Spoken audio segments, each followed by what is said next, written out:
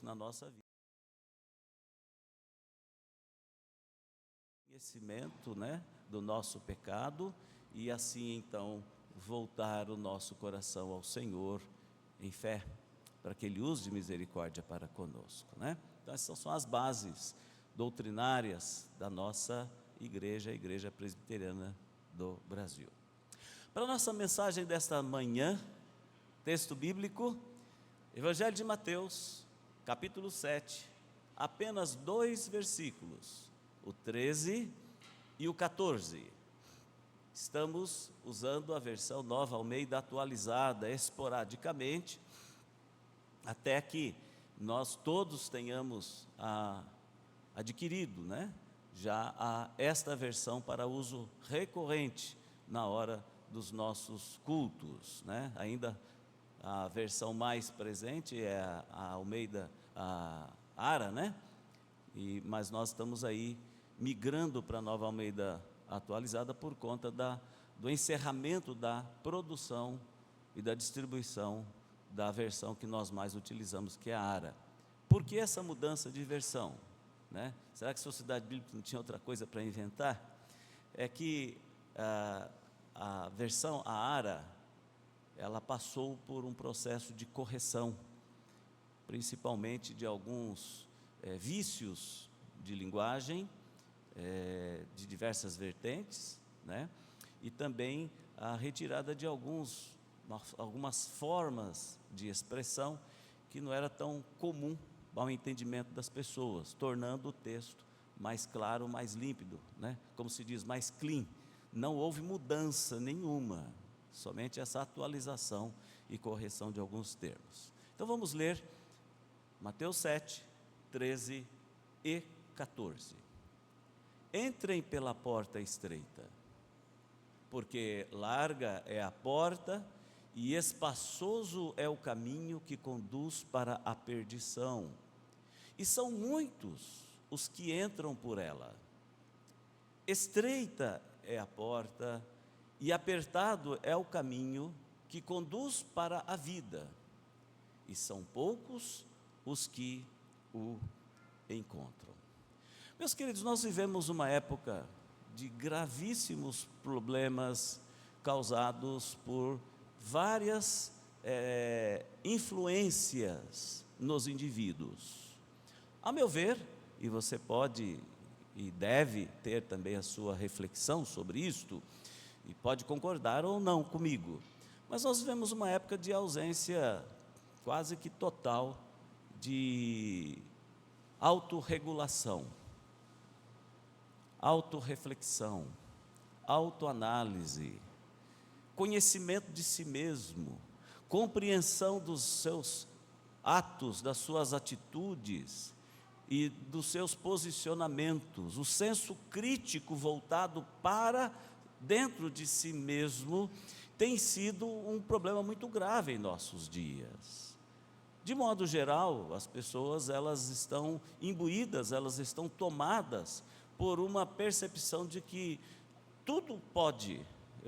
A compreensão do uso da liberdade, do direito pessoal, tem dado às pessoas esse discernimento, a meu ver, um pouco falho, onde eu posso fazer o que eu quiser, em qualquer circunstância, eu posso falar o que eu quiser em qualquer circunstância, eu posso ser autêntico, sim, mas você pode ser autêntico também entendendo que o outro indivíduo, ele também possui os seus termos de liberdade. E veja que por isso, hoje, as pessoas têm sido bastante relapsas no que diz respeito a observar e a julgarem-se a si mesmas.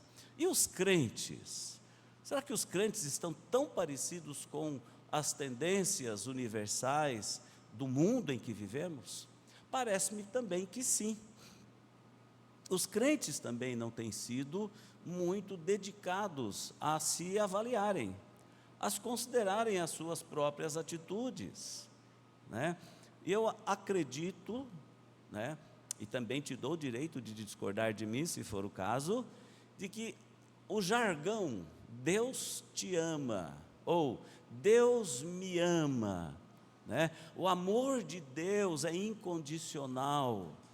Tem levado as pessoas a acreditarem que Deus me ama, então eu posso ser o que eu quiser, porque no final das contas tudo vai dar certo, tudo vai funcionar a meu favor. Deus é bom, né? Deus é bom o tempo todo, né? E assim os crentes também têm deixado de entender o que significa o amor de Deus. Deus nos ama, mas o amor de Deus é direcionado. O amor de Deus é estabelecido na forma para entendermos algo muito importante, que Ele amou o mundo de tal maneira, que Ele deu seu Filho unigênito, para aí, qual é a sequência do versículo? Para quê? Que nele não, mas tenha, não tenha liberdade de fazer o que quiser no mundo? Não é dependente de alguém que é Jesus Cristo para usufruir desse amor de Deus? Claro que é. Então, para usufruirmos desse amor de Deus, nós dependemos de Jesus Cristo. Então, meus amados, nós precisamos observar o que a própria Escritura diz a respeito dessa necessidade de nós nos analisarmos a nós mesmos e compreendermos o que estamos sendo, o que estamos fazendo e em que lugar nós estamos nos posicionando no mundo em que nós nos encontramos. E se formos observar as Escrituras, nós encontraremos várias referências quando a Bíblia diz: examine-se a si mesmo. Por exemplo, quando o apóstolo Paulo, na primeira epístola aos Coríntios, capítulo 11, falando sobre o momento da Santa Ceia, que é crucial para o testemunho da fé dos crentes, o compromisso dos crentes com a pessoa de Jesus Cristo, ele diz: examine-se, pois, o homem a si mesmo, e então coma e beba.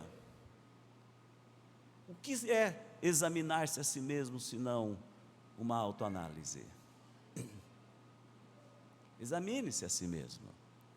E aqui nesta passagem que nós acabamos de ler, de Mateus capítulo 7, de versículo 13 a 14, eu encontro dentro de um contexto bem, mas bem firme, também não só firme, mas também decisivo, o Senhor Jesus Cristo falando aos religiosos daqueles dias, inclusive os seus discípulos que o seguiam, para que examinassem a si mesmos. Essa frase não está presente no texto, mas observe comigo o que dizem esses dois versículos.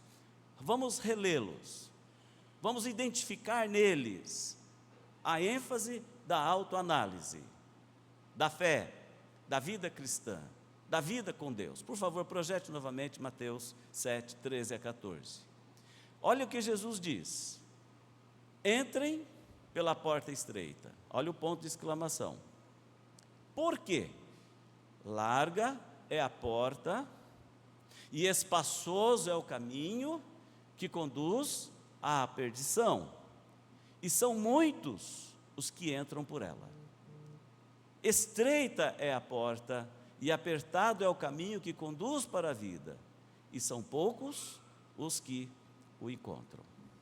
Quando abrimos esses dois versículos dentro do contexto, nós vamos observar que o Senhor Jesus Cristo, após uma noite de oração, Ele escolheu os seus 12 discípulos e em seguida pregou o seu sermão de preparação para o ministério e o exercício da jornada que eles teriam que se prepararem para em algum momento eles começarem a viverem e a serem apóstolos, a serem enviados para cumprir a missão deles como homens a serem usados por Deus.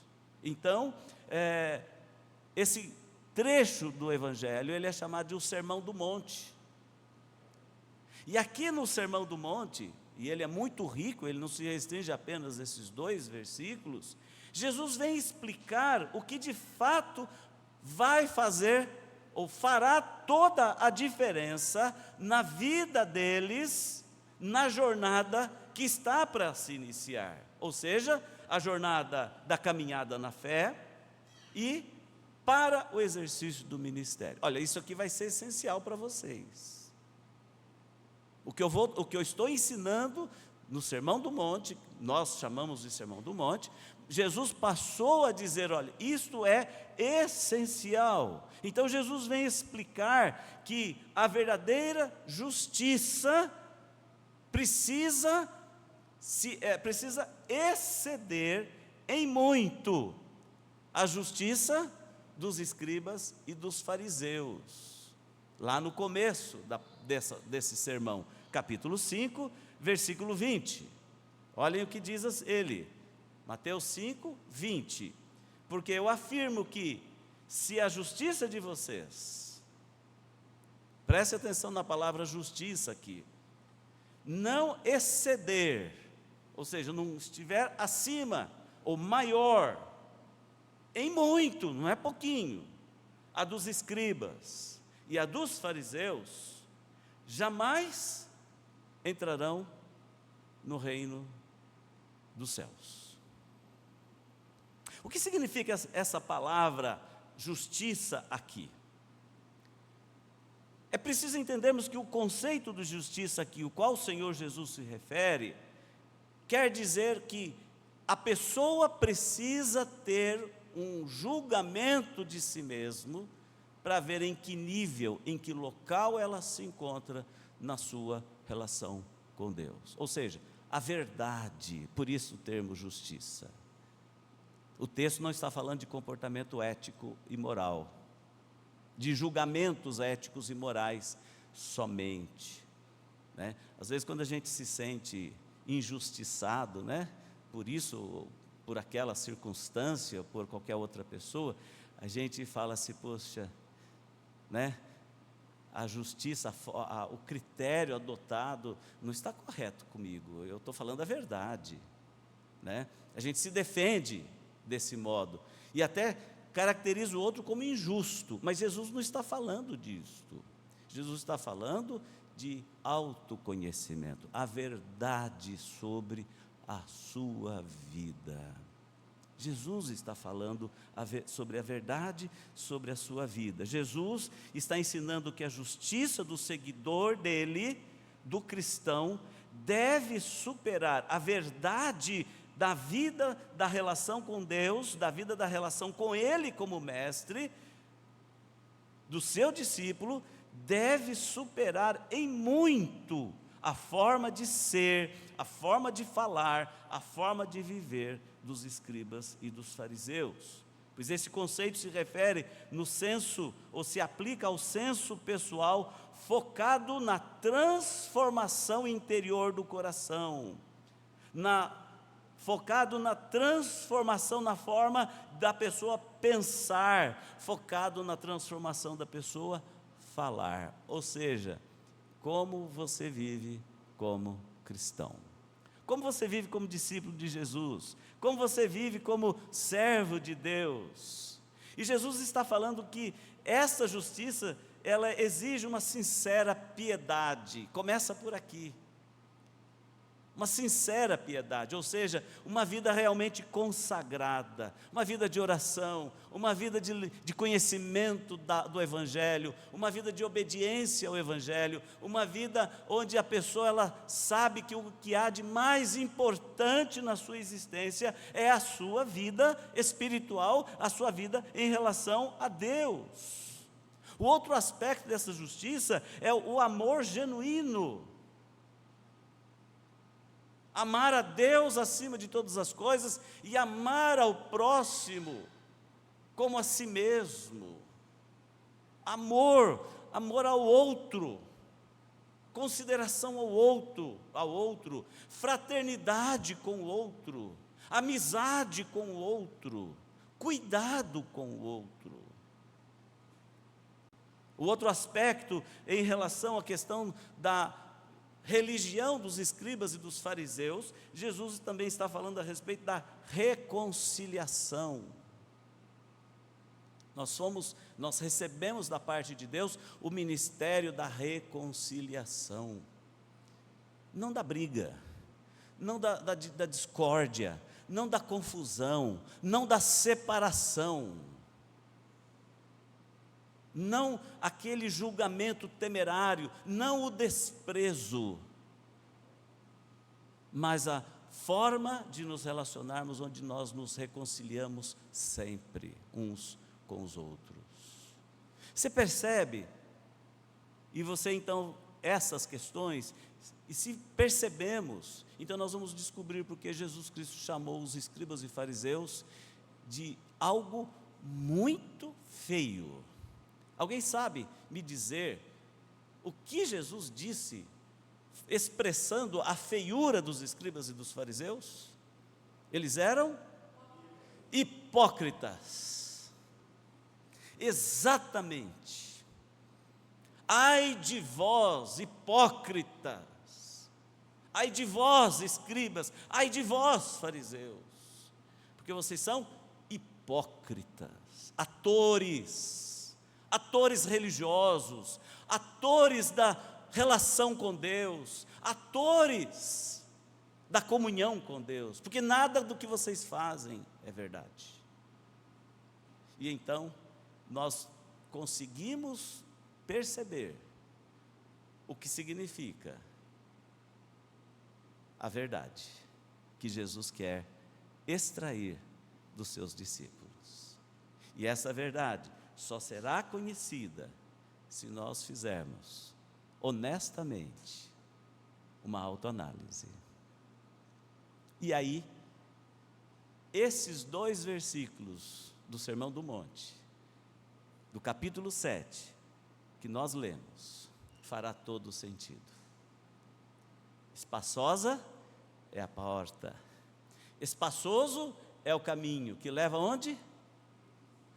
Apertada é a porta, apertado é o caminho que leva à salvação. E aqui então entra a nossa responsabilidade da vida cristã. E esta é a mensagem que eu quero deixar para a igreja nesta manhã. Jesus propõe um autoexame. A proposta de Jesus. E a primeira referência para fazermos o nosso autoexame da vida religiosa, da vida cristã que nós temos, que nós exercitamos, é nos lembrarmos que nós somos um povo privilegiado, porque fomos escolhidos. Deus nos escolheu, não fomos nós que o escolhemos. E fomos escolhidos para quê?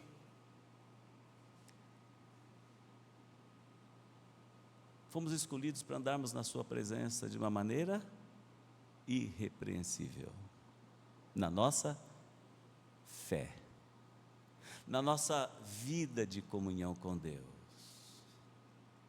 Quando eu olho o exemplo de pessoas que viveram muito tempo distante dos dias de Jesus, quando ele proclama esses ensinamentos dos evangelhos, o Sermão do Monte, eu vou perceber, por exemplo, quando Deus fala a Abraão, e Deus fala a Abraão porque Deus se agrada de Abraão, e Abraão corresponde à fala de Deus para ele.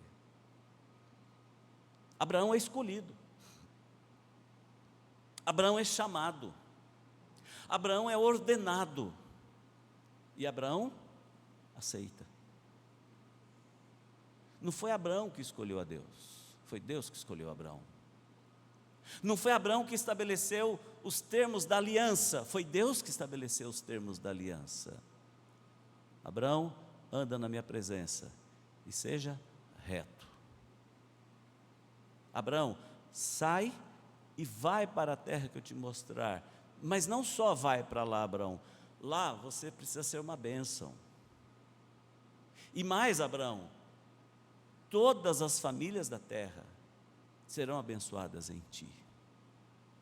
E então nós vamos entender quando a Epístola aos Hebreus fala a respeito de Abraão como pai da fé. E a exemplo desse processo de Deus na vida de Abraão, isso também tem acontecido no nosso tempo para conosco. Nós somos escolhidos, E quando o Senhor nos escolhe, então nós precisamos entender o que Ele quer de nós. E é o que Jesus está dizendo e fazendo aqui no Sermão do Monte. Porque os seus discípulos, eles têm uma missão a ser cumprida no decorrer do tempo. Quando eles assumirem o ide deles, quando Jesus Cristo já tiver cumprido o seu ministério terreno, quando Jesus Cristo já tiver deixado a terra e voltado para o céu, os seus discípulos deveriam prosseguir. Lá no final do Evangelho, nós vamos observar quando Jesus diz: ide, portanto, por todo o mundo e fazei o quê? Pregai este Evangelho a toda criatura. Meus amados, na palavra de Deus, Ele mesmo explica as verdades básicas que precisamos conhecer e insiste para tomarmos a decisão certa em relação à sua vontade transformadora na nossa vida. E quando rejeitamos a vontade de Deus, nós sofremos com isso. Nós somos escolhidos para a obediência.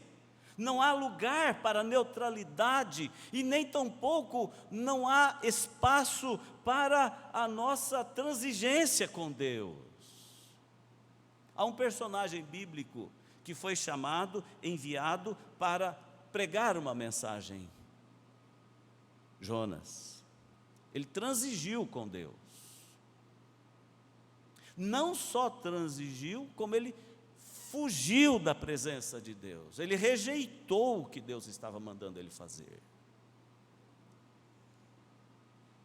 Jonas sofreu sérias consequências nesse processo de desobediência, de rejeição, de resistência a Deus.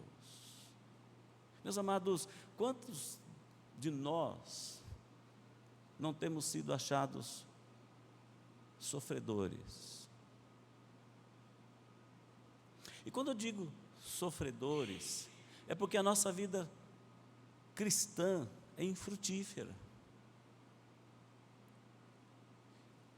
Infrutífera porque nós nos esquecemos ou não valorizamos o fato de termos sido escolhidos. Porque nós achamos que nós podemos desobedecer, nós achamos que nós podemos rejeitar, e nós achamos que nós podemos viver do jeito que quisermos. Até quando vamos resistir o chamado e a vontade, a ordenança de Deus para a nossa vida? Até quando? Até quando? Veja que Jesus Cristo está pregando para aqueles que iam assumir o ministério, para aqueles que teriam uma jornada difícil pela frente. E nós que estamos lendo o Evangelho no tempo cronológico, na cronologia de trás para frente, porque nós olhamos para a história, nós temos condições de descobrir o quanto cada discípulo, cada apóstolo sofreu por amor a Cristo. O quanto cada um pagou por ter sido escolhido. E qual foi o resultado que eles alcançaram?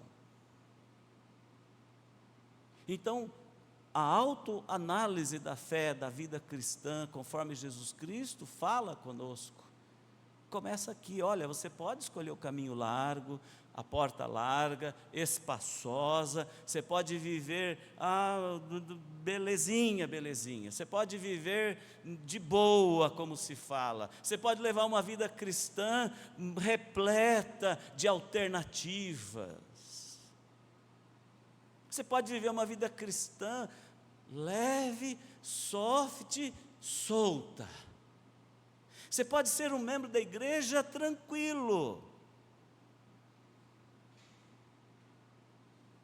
Mas se for isto, lembre-se, você está transigindo com Deus.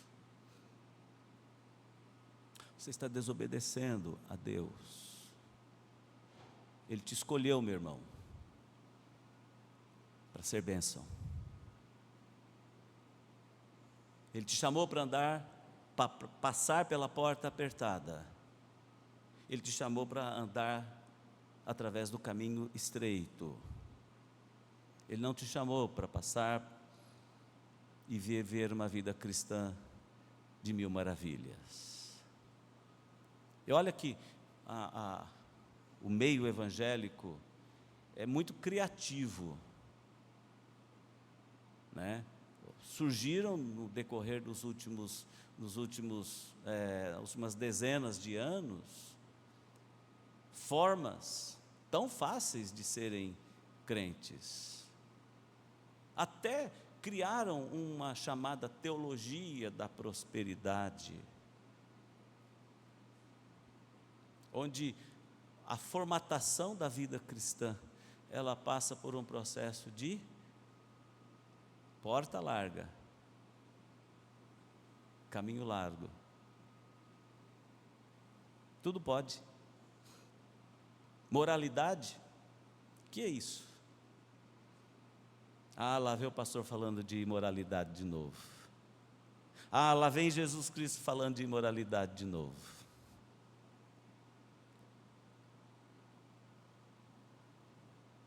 Na sua autoanálise, meu irmão, eu gostaria que você encontrasse esta explicação e tivesse esse entendimento. Você é um escolhido de Jesus.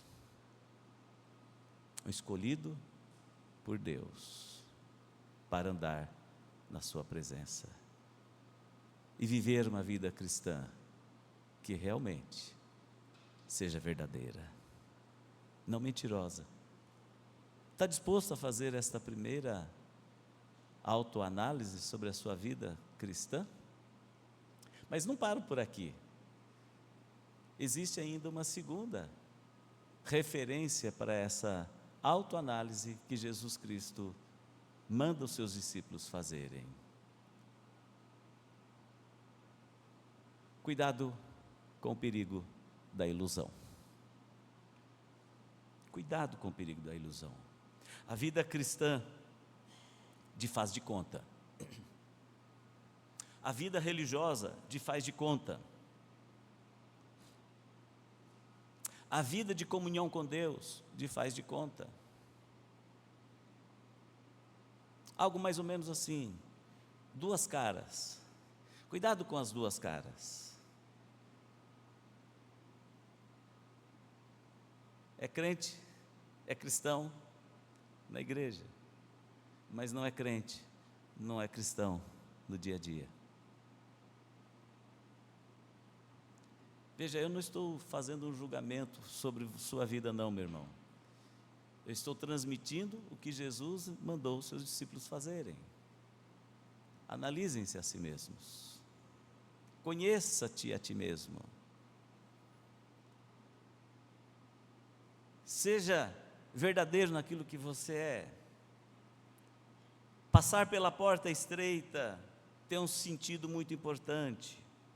Andar pelo caminho estreito significa que precisamos deixar para trás tudo o que não é coerente com a vida cristã.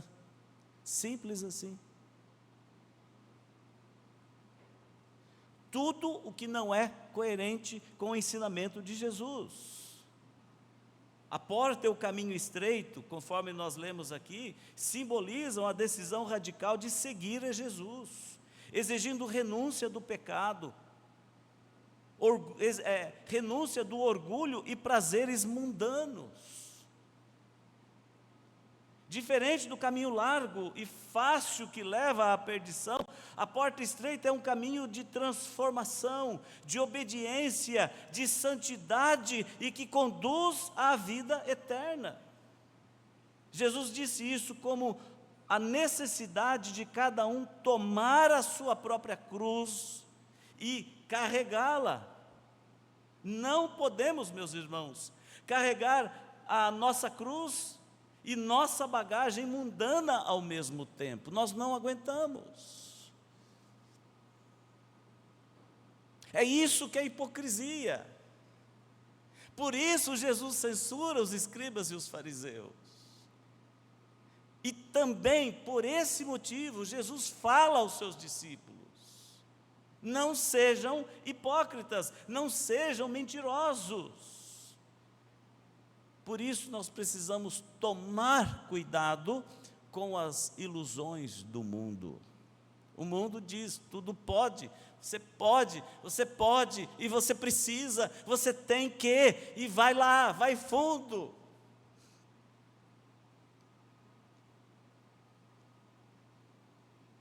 A vida cristã, meus queridos, ela deixa claro, e a palavra de Deus é muito clara sobre isso. A vida cristã exige regras, regras divinas, não regras eclesiásticas, regras das pessoas.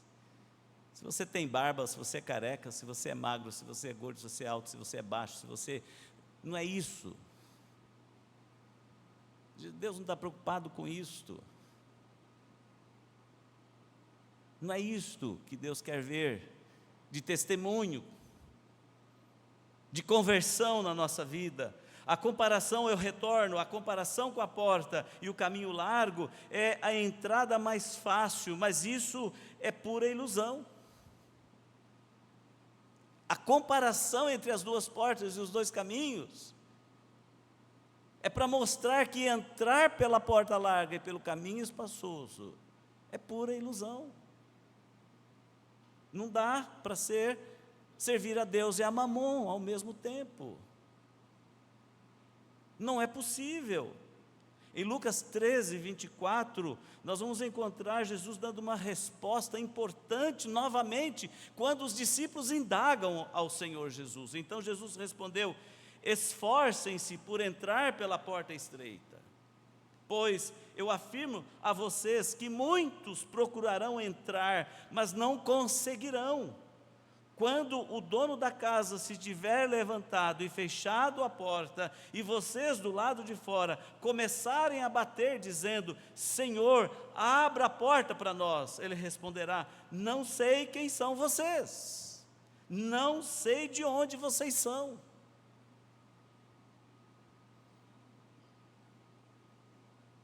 Quando a Bíblia diz que Jesus não veio para julgar o mundo, quer dizer, naquele momento, ele não veio para estabelecer ainda a destruição do pecador. Mas aqui Jesus está tecendo um ensinamento e deixando muito claro um ensinamento de profundo julgamento sobre as pessoas. As pessoas que já são crentes, as pessoas que já são discípulas. Dura palavra esta: esforcem-se por andar pelo caminho estreito, porque largo é o caminho que leva à perdição. Ah, mas no dia do juízo final, muitos comparecerão e baterão e quererão entrar. E ele vai dizer: não sei quem são vocês e nem de onde vocês vieram. Vocês não são do reino. Vocês não são do Evangelho. Vocês não são de Cristo. Vocês não são meus. E se você quiser ler mais ainda do texto, muitos até vão se explicar.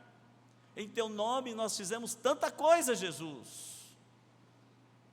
Em teu nome nós até expulsamos demônios. Em teu nome. Apartai-vos de mim, malditos, para o fogo eterno. Você repara o que significa uma vida cristã de ilusão? Em contraste com uma vida cristã verdadeira?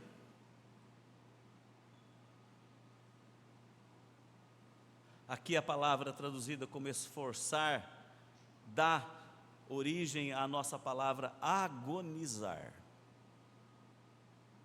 Então os exegetas têm condições de compreender bem isso daqui.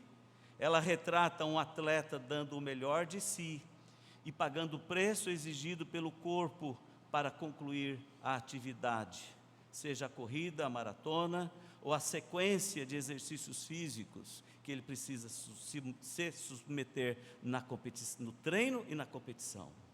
do início ao fim. A vida cristã não é fácil. Em nenhum momento a Bíblia vai dizer que ser cristão é fácil.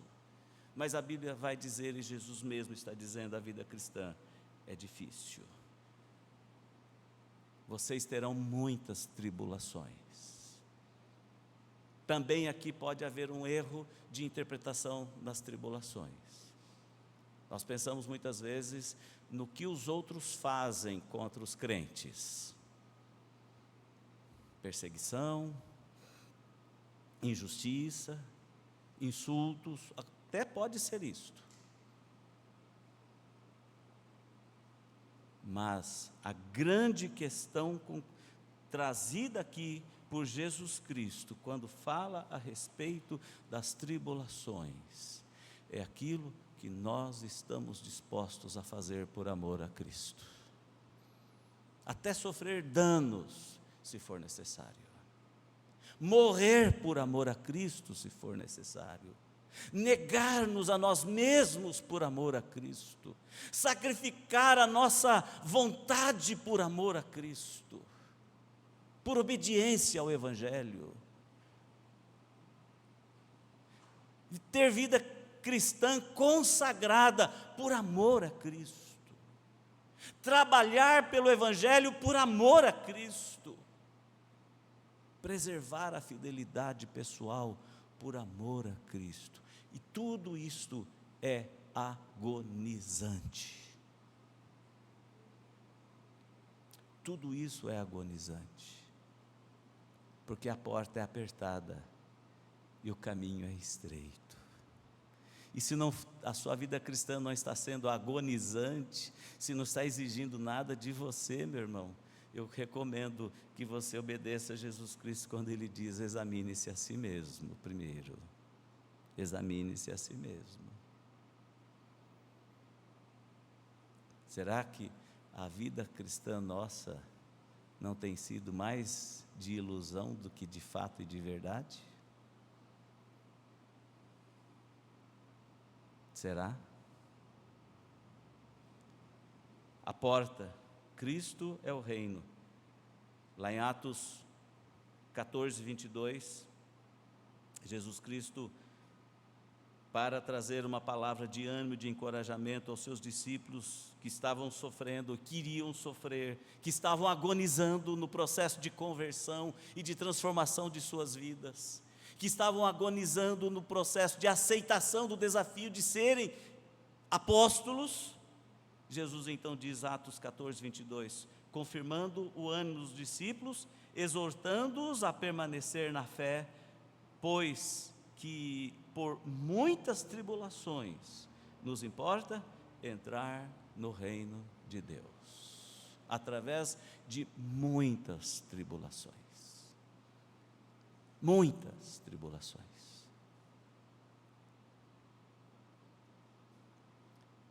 Cada qual é juiz de si próprio, nesse aspecto, de ter uma vida cristã verdadeira, ou uma vida cristã de ilusões.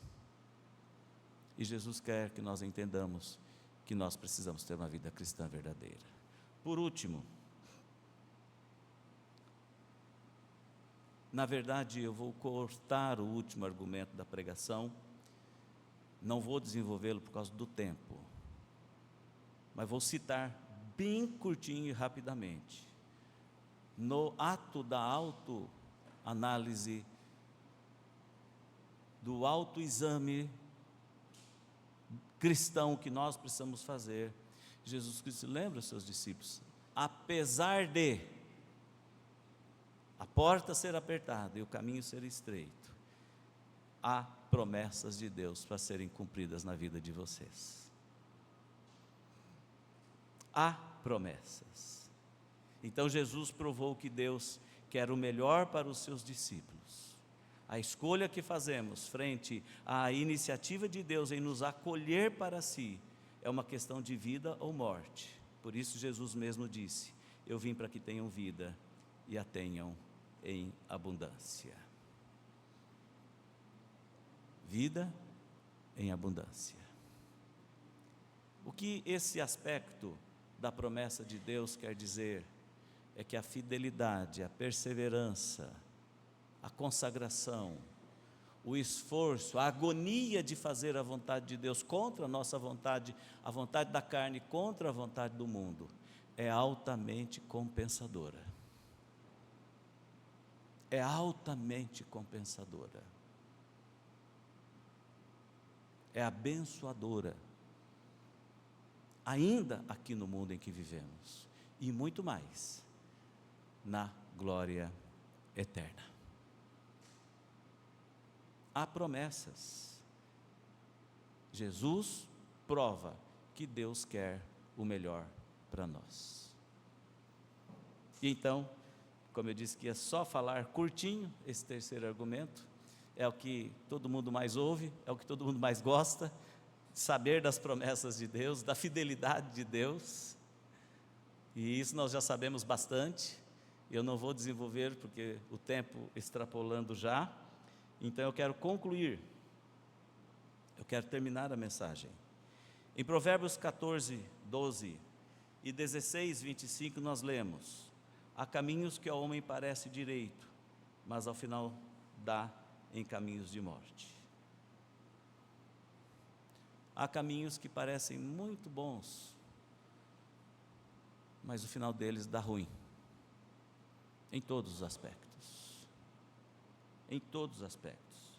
No Salmo 16, versículo 11 nós lemos: tu me farás ver os caminhos da vida, na tua presença há plenitude de alegria, na tua destra delícias perpetuamente. E para fechar a mensagem, Deuteronômio 30, 19, e esse eu gostaria que fosse projetado, Deuteronômio 30, 19. Hoje tomo o céu e a terra por testemunhas contra vocês, que lhes propus a vida e a morte, a bênção e a maldição. Escolham, pois, a vida, para que vivam vocês e os seus descendentes. Que Deus nos abençoe, que Deus nos auxilie, que nós todos tenhamos a coragem de fazer um autoexame da nossa vida religiosa, da nossa vida cristã, da nossa vida como participante da igreja. Não porque o pastor Eliezer está falando, ou outro pastor qualquer falar, mas porque Jesus está falando. E Ele está lembrando: larga é a porta, espaçoso é o caminho que leva, apertada é a porta, apertado é o caminho que leva à salvação. Senhor Deus, obrigado por podermos